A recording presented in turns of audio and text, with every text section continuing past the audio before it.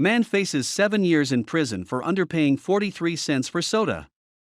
After a misunderstanding with a sale advertisement, a man underpaid for a 20-ounce soda by 43 cents. He was charged with a felony and faced up to 7 years in prison.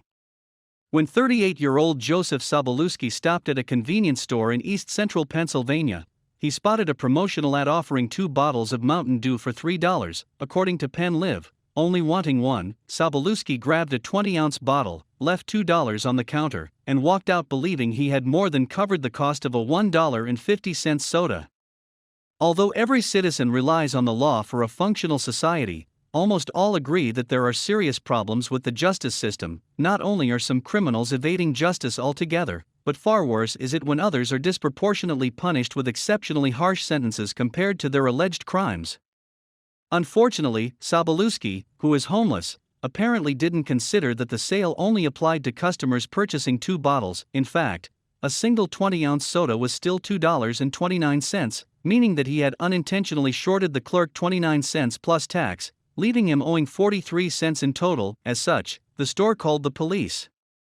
State police eventually tracked down Sobolewski and charged him with a felony. He was held on a $50,000 cash-only bond and faced up to 7 years in prison for theft under 50 cents. The reason for such a harsh penalty is the state's 3 strikes law for retail theft. However, even Sobolewski's previous convictions aren't worthy of such high stakes.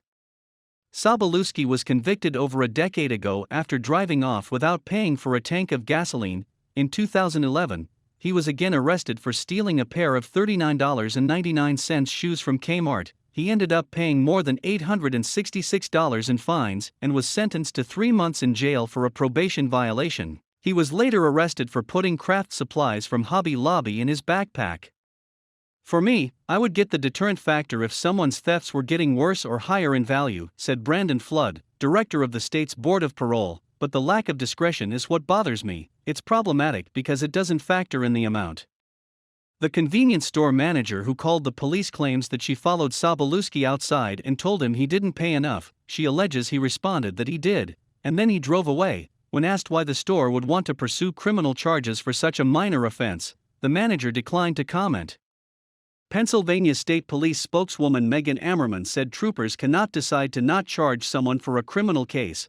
Only victims of certain crimes can decline charges. If we are called to an incident involving a crime, we follow and enforce the PA Crimes Code.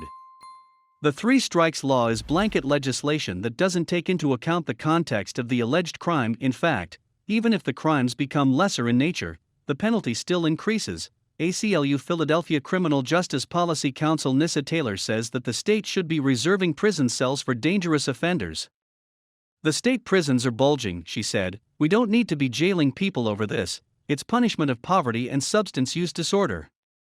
Since Sobolewski is homeless, paying a bond isn't an option. Luckily, a public defender managed to convince a different judge to intervene, freeing him after 7 days behind bars. The case proves the flaws in the justice system. Perhaps the case is a rare exception, however. The fact that this can happen is enough evidence that the 3 strikes law must be amended. Justice isn't a one-size-fits-all system, or, at least, it shouldn't be. The punishment should fit the crime and, in this case, years behind bars just is a disproportionate penalty for such an insignificant mistake. Thank you for watching this fantastic story. Please tap one of the 2 videos on your screen for another amazing Wonder Stories.